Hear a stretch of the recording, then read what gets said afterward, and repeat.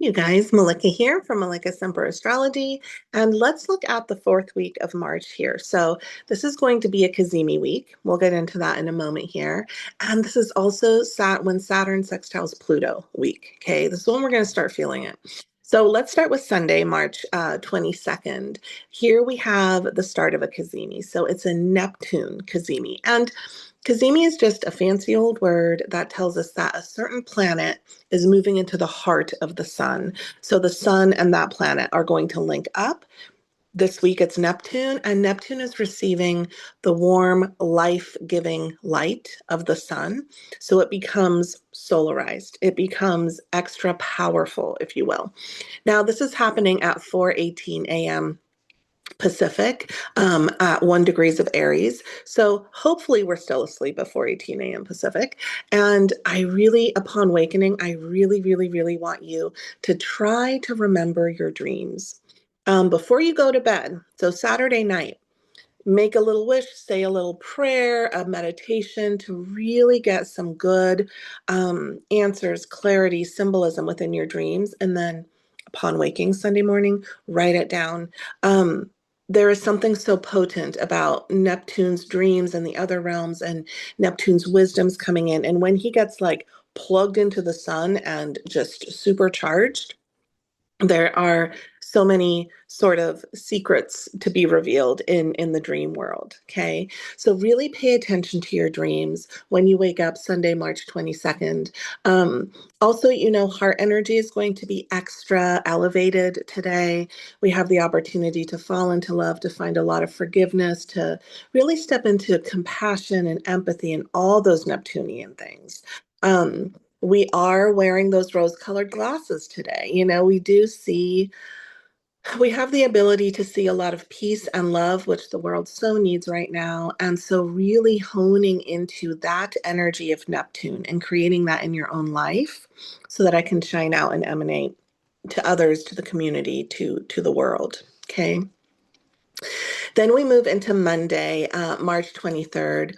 Um, we're going to wake up with this ability to have really rich, deep feelings this Monday. So that moon in Gemini is trining Pluto in Aquarius. This will be exact at 9:44 a.m. Pacific. And Pluto is now supporting the emotions. Pluto comes in and says, the deeper, the better, the more intense, the better. We're feeling very passionate today, the first half of the day. And there's a richness in that. There's something very satiating in the depth of feeling and wanting that connection with other people that is also very soulful, very meaningful. We're not looking for superficial connections. We're also not looking to keep it light. Even though that moon is in Gemini, which likes a more lighthearted feel to it, Pluto is speaking to it. So that moon in Gemini now says, let's actually talk about the important stuff, the meaningful stuff, and not just the latest gossip we heard. First part of the day. Then that moon in Gemini receives a square from Mercury over in Pisces, 4:13 p.m. And the second part of the day, we can have a harder time expressing ourselves. So if there's something important you need to say, if there's some expression that needs to come out, do it the first half of the day. The second half of the day, it's going to feel more clunky. It's going to feel like the head and the heart can't quite agree. There can be like miscommunications and misunderstandings in the way things are spoken and said. Okay. Then we move on to Tuesday, March 24th. And that moon in Gemini still is receiving a square from Mars. This will be exact at 6:07 p.m. So it's sort of building for the day. And when the moon is squaring Mars, we have emotional we get emotionally triggered, we get emotionally reactive, we are very emotionally impulsive. We feel the thing and out it comes, right? There's not a lot of filter. There's not a lot of like, let me think about this, let me count to 10, let me just take in some deep breaths. Nope. You feel it and it's out. And because it's Mars, it can be destructive, it could be fiery, or we could be burning some bridges today. So just, finding that patience if we can. It's a very impatient sort of transit, but if we can dig deeper and have the awareness that patience is required, it does help sometimes to take some deep breaths before reacting. That could save us some heartache today. Then we have Wednesday, March 25th, and we have another Cazimi coming in today. So this time it's Saturn's turn. Saturn is plugging into the heart of the sun. This is happening in the middle of the night, right around 1 a.m.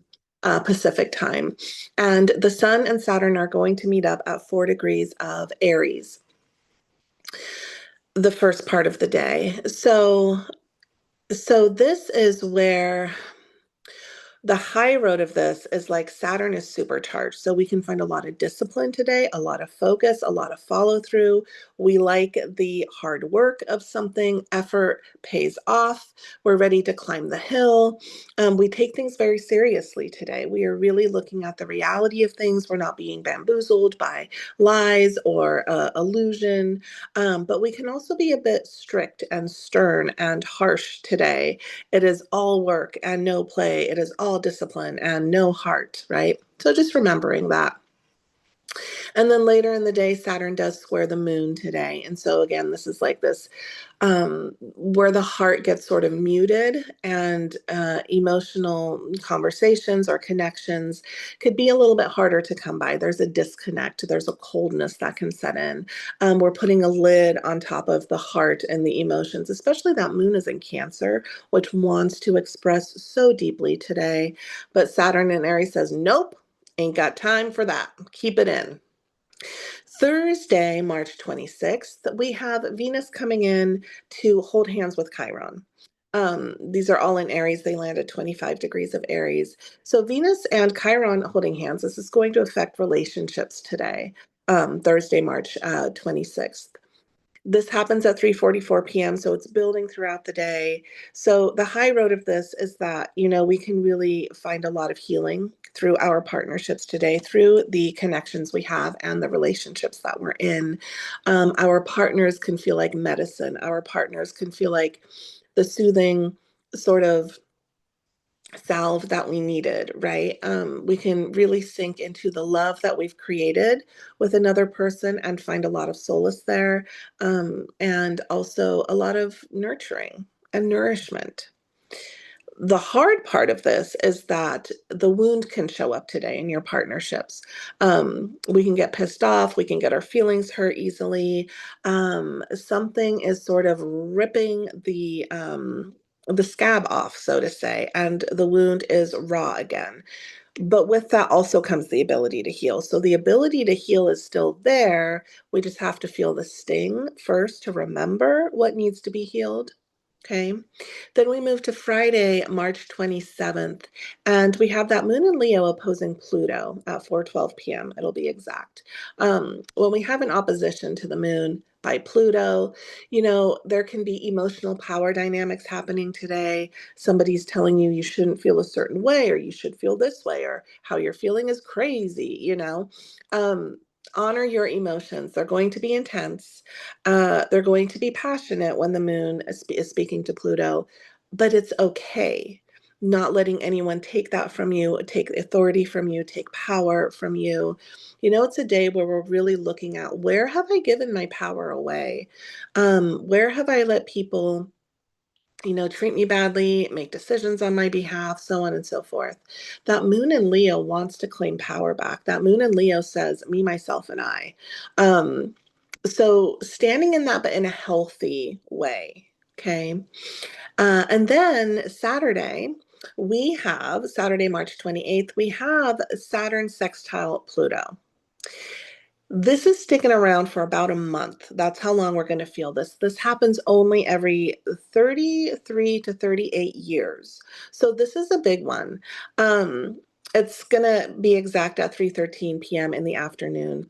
So Pluto is supporting Saturn. These are two very outer planets. They don't move very quickly. That's why it's sticking around for a really long time.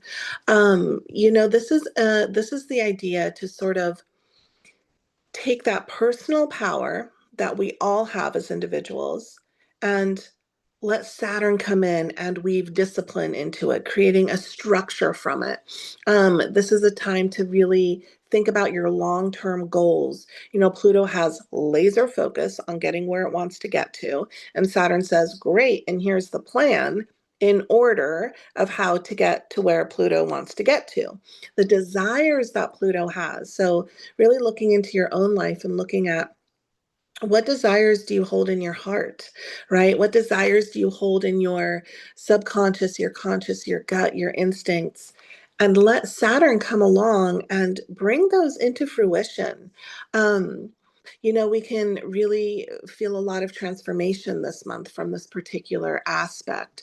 It encourages this transformation, this profound sense of power, and the ability to really create what we want to create.